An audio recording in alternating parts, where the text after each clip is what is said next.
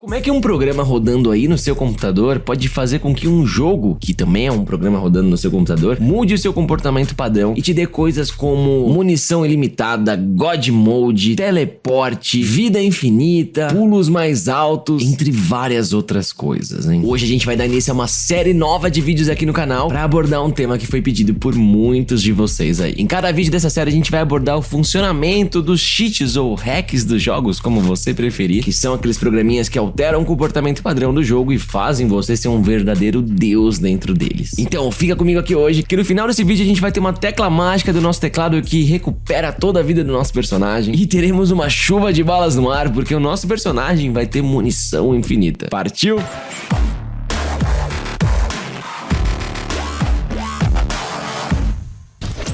Olá, seja muito bem-vindo, eu sou o Gabriel Pato e você tá no canal que reúne a galera que curte tecnologia e hacking. E antes de mais nada, já vou deixar uma coisa muito séria esclarecida aqui, porque eu sei que já tem muita gente aí digitando comentário, me xingando. Calma, galera. Eu não sou a favor de cheats, de hacks em jogos, muito pelo contrário. Se você usa cheats em jogos online, você simplesmente não respeita as outras pessoas, alguém que não agrega em absolutamente nada e só faz o nosso cenário regredir. Porque na boa, se você sente algum prazer em uma vitória que foi totalmente desmerecida, que você só ganhou porque estava cheatado, talvez seja até válido procurar uma ajuda profissional, cara. Não faz sentido nenhum isso. E já deixando claro, esses vídeos não vão ser tutoriais para se desenvolver um cheat. O objetivo aqui é mostrar um pouquinho de como tudo isso funciona, de como os cheats funcionam, para que todo mundo possa extrair conhecimentos dessas experiências, independente do conhecimento que você tenha em programação. Dito isso, apesar de eu ser totalmente contra o uso de cheats em jogos online, eu tenho que confessar que do ponto de vista da tecnologia, de como eles funcionam e são desenvolvidos, os cheats são coisas extremamente interessantes. Afinal de contas, ele é um programinha que consegue fazer alterações incríveis em um outro programa que tá rodando na máquina, que no caso é o jogo. Então, do ponto de vista do aprendizado, vale muito a pena a gente se aprofundar nesses cheats, entender como eles funcionam e tudo que tá por trás deles. E hoje a gente vai falar dos trainers, que são, digamos assim, uma categoria dos cheats que engloba vários feitos, várias modificações possíveis nos jogos e que, apesar de serem bem diversas mesmo, no fim das contas, a origem de todas elas, o funcionamento por trás de todas essas mudanças quase sempre é o mesmo. Tô falando de coisas como o God Mode, que te torna um deus, né, invencível no jogo, fazendo com que você não tome dano, ou algo que mude sua vida para deixar sempre no máximo, munição infinita, algo que te teleporte para qualquer lugar do mapa do jogo, ou pulos mais altos do que normal, aumento do seu dano, enfim, várias mudanças nas características de um jogo. Munição infinita, inclusive sem precisar recarregar, sempre dando mais bala do que tem no pente, itens ilimitados no seu inventário. Enfim, várias dessas trapaças que mudam essas características dos jogos entram no que a gente chama de trainer. No geral, esse tipo de cheat rola só em jogos single player, não funciona nos jogos multiplayers, e eu já vou comentar o porquê disso. E eu resolvi começar por esse tipo de cheat, porque o funcionamento dele é meio que a base de todo o resto dos outros tipos de cheats que a gente vai ver mais pra frente. Então começar por essa categoria vai dar uma boa base pra tudo que vai vir aqui pra frente. Então bora lá mergulhar nesses trainers. Na real, existem várias formas válidas que vão funcionar, que vão permitir você a chegar nesses resultados dos trainers, nesses efeitos que os trainers proporcionam para o seu usuário. No entanto, a gigantesca maioria explora a manipulação de valores que estão na memória. Se você já montou um PC gamer ou já sofreu por não conseguir rodar no seu PC um jogo que era pesado, você deve saber bem quantos jogos consomem de memória RAM, né? Os jogos usam muita memória RAM durante a sua execução. Isso é porque jogos são softwares extremamente complexos e que, para sua boa execução, ele coloca na memória as instruções de execução desse programa, tudo o que ele precisa para conseguir rodar aquele universo do jogo. E alguns desses valores que são armazenados na memória RAM pelo jogo são, no mínimo, interessantes para quem quer desenvolver um cheat. Porque o jogo vai armazenar na memória RAM coisas como a quantidade de balas que tem no pente da arma que está usando no momento, a vida atual do seu personagem, o score, a pontuação atual que você está fazendo no jogo, a coordenada de onde você está dentro do mapa do universo do jogo e a coordenada dos seus inimigos também, entre várias outras coisas assim. Mas a manipulação dessas informações que estão na memória só acaba sendo possível em jogos single player, porque todo o universo dos jogos single player tá rodando aí dentro do seu computador. Em jogos multiplayer, valores críticos como a sua vida atual, o dano que as suas armas estão dando, suas munições, são mantidas no servidor do jogo, e a memória do servidor do jogo é algo que a gente não tem como acessar. Quer dizer, na real, tem jogos que são extremamente mal arquitetados e colocam informações críticas no lado do cliente, possibilitando uma série de exploits no jogo, cheats onde o player consegue mudar seu seu dano e coisas que não era pra ser possível, mas aí já é uma culpa da arquitetura do jogo que foi realmente mal planejada. A gente não vai entrar nesse assunto agora. Vamos voltar pro jogo single player, onde todo o universo tá na memória do computador de quem tá jogando. O primeiro passo para se criar um trainer é então entender e encontrar esses valores que são interessantes pra gente dentro da memória usada pelo processo do jogo. E essa é uma tarefa que fica muito mais fácil graças a uma ferramenta que é maravilhosa pra isso, chamada Cheat Engine. Na moral, que ferramenta incrível é o Cheat Engine. E apesar do nome Cheat Engine remeter nitidamente à criação de cheats para jogos, ela é uma ferramenta extremamente completa para toda e qualquer situação que você precisa analisar valores que foram armazenados em memória por um processo em um ambiente Windows. Ela é completíssima para análise de memória. O Cheat Engine tem vários recursos muito massas e a gente vai ver alguns deles aqui hoje. Então bora pro nosso primeiro objetivo do dia, que é localizar na memória onde estão esses valores que são ouro pra gente. Vambora!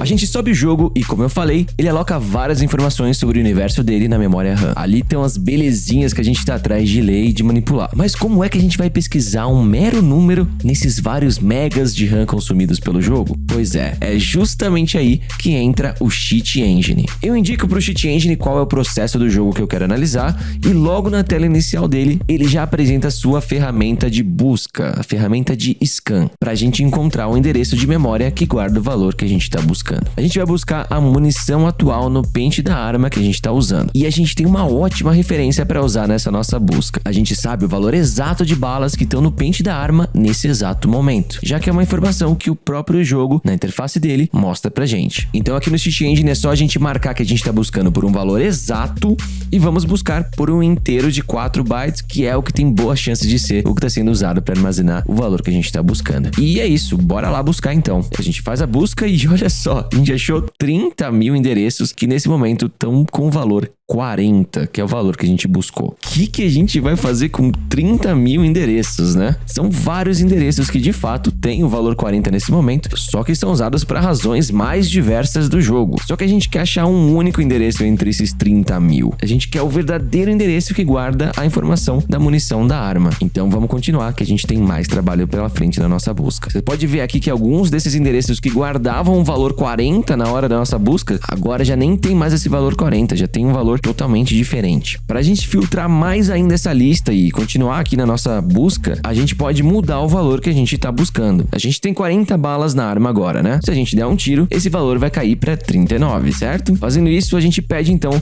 para o Cheat Engine buscar entre esses 30 mil resultados que ele achou inicialmente, quais agora tem o valor 39. A gente informa 39 aqui e clicamos em Next Scan. E opa, olha só, de 30 mil já caímos para apenas 2 candidatos. A gente dá mais uns tiros aqui com a arma, agora nossa munição é 36 e olha eles lá, ambos os endereços mostrando agora 36 como seu valor atual. Vamos tentar uma outra mudança aqui então, vamos dar um reload na arma. A arma agora passou a ter 41 balas, são 40 que estão no pente e uma que tá no cano. Dá para ver aqui que um dos dois endereços agora tá apontando para uma informação bem nada a ver, o que nos deixa então com apenas um candidato. Nós finalmente encontramos o endereço que armazena a informação de quantas munições estão nessa arma aqui. Eu anoto esse endereço na lista de endereços salvos do Cheat Engine e olha só que recurso bacana, dando 2 cliques aqui no valor dele, o Cheat Engine nos permite sobrescrever esse valor. A gente pode escrever o valor que a gente quiser nesse endereço de memória então. Vamos colocar 80 aqui e ver o que acontece. A princípio nada visível, mas quando eu dou um tiro no jogo, o jogo mostra que agora a gente tem 40 balas no pente e mais 39 balas no cano da arma, né? É bem bizarra essa situação, mas enfim, estão aí as 80 balas que a gente colocou na memória. Vamos repetir o processo então em outro jogo. A gente vai pro clássico e nostálgico Quake 2, que foi relançado pela Nvidia com uma modificação que adiciona os Ray Tracing do RTX da Nvidia. É uma demo bem interessante, as luzes ficaram super bonitas e deram um belo upgrade visual num jogo super antigo. Muito massa de ver. A vida do nosso personagem começa em 100. Então a gente busca por 100 e encontramos 2.800 endereços com esse valor. Eu tomo um dano, nossa vida cai para 76 e buscando entre esses 2.800 endereços quais agora tem o valor 76, temos então 17 candidatos. Eu ganho vida por causa de uma cura que eu encontrei no jogo e os 17 candidatos continuam apontando para o valor correto da vida. Então agora eu interajo um a um com esses endereços encontrados, mudando o valor da vida, tentando escrever um novo valor para a vida do personagem. Mas quando eu altero esse valor, todos os endereços acabam voltando a ter o valor anterior exceto por um. Esse um é especial aqui entre esses 17 candidatos. Quando eu mudo ele, todos os outros passam a ter esse novo valor que eu coloquei e a vida do personagem no jogo é de fato alterada. É ele então o endereço que a gente estava procurando até então. Já podemos salvar esse cara e usar ele para definir qualquer valor na vida do nosso personagem. Muito massa, né? A gente praticamente já tem vida infinita e munição infinita aqui, né? E o trabalho aqui parece praticamente completo, né? É só a gente salvar essa lista de valores do Cheat Engine agora e reabrir ela quando a gente for jogar de novo e mudar ali os valores que tá tudo pronto, né? Na verdade, nem tanto, viu?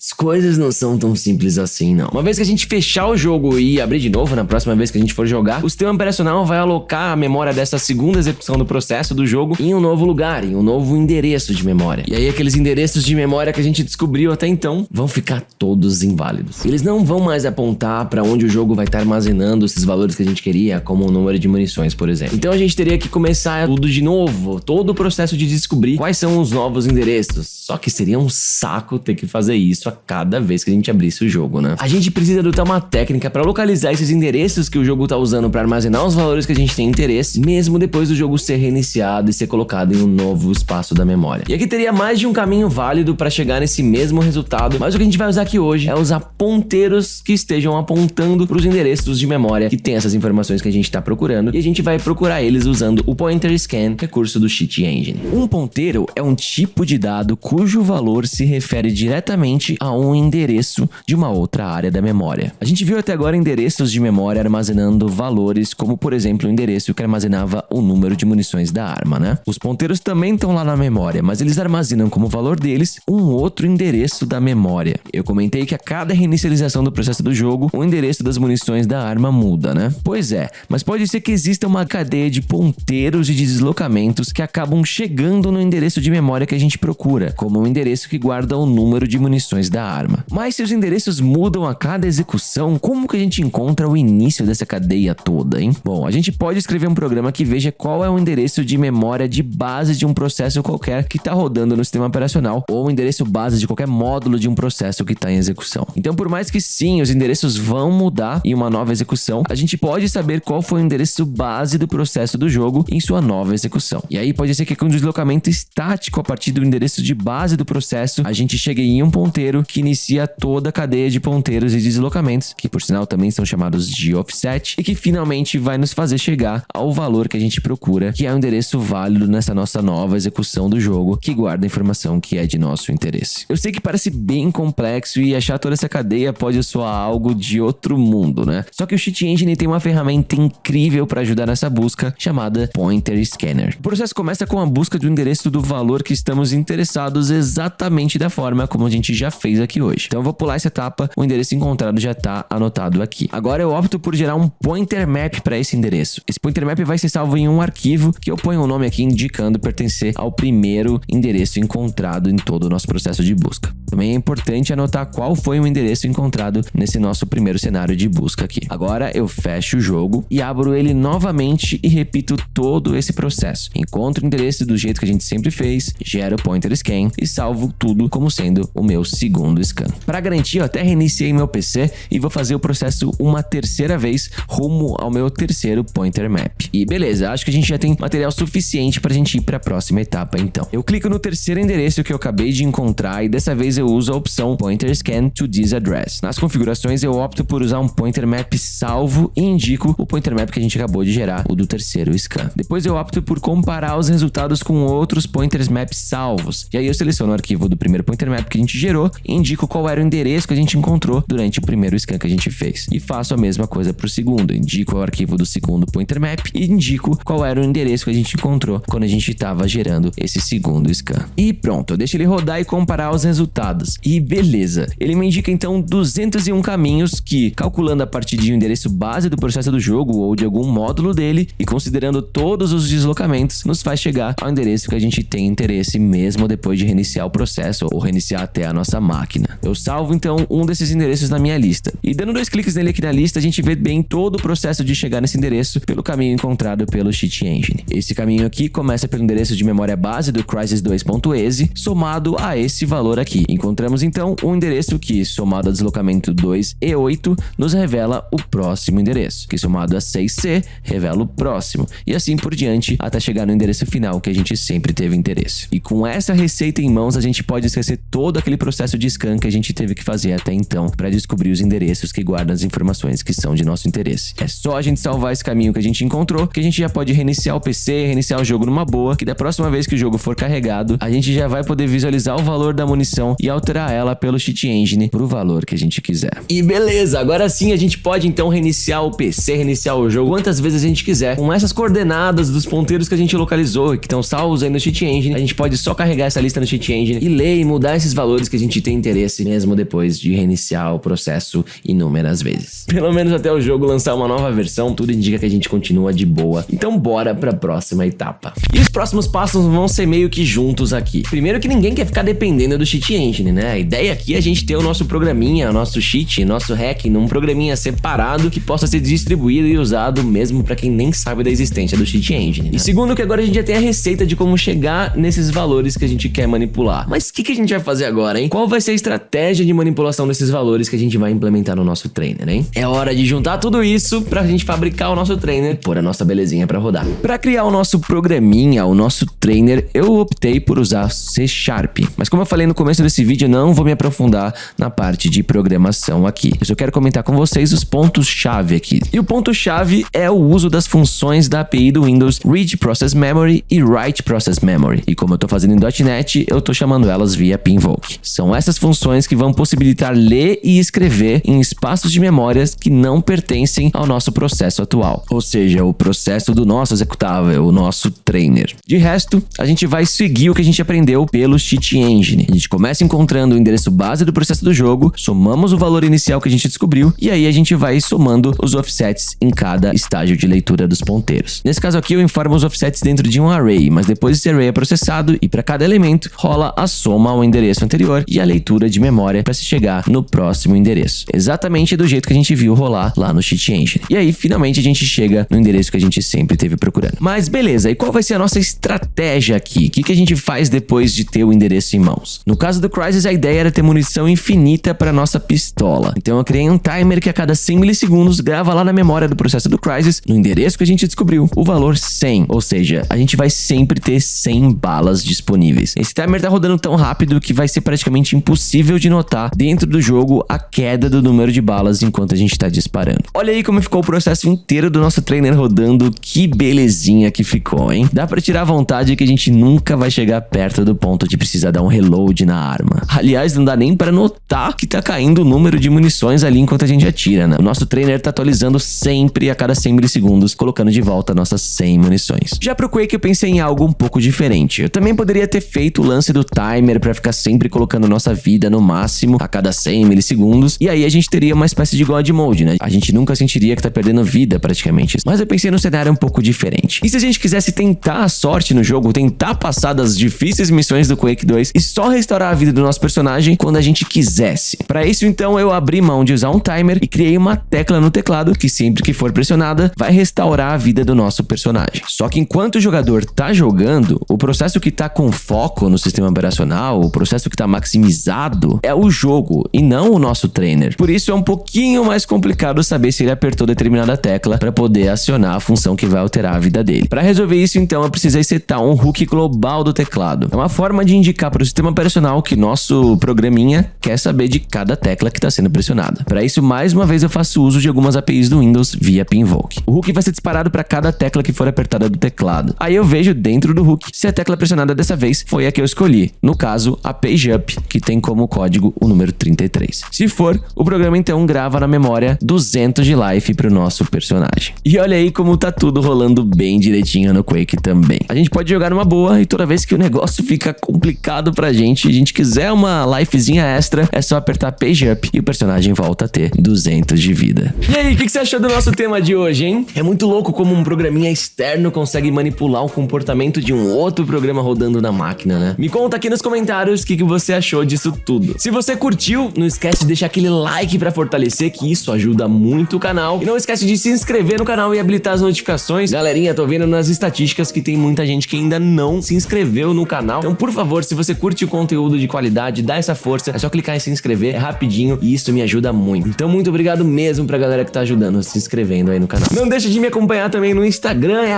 @GabrielPato. Tô postando bastante story por lá. E chega também na nossa page lá no Facebook, em facebook.com/GabePato. Muito obrigado por ter visto esse vídeo até aqui. Espero que você tenha curtido e aprendido muito. E a gente se vê numa próxima, hein? Até lá!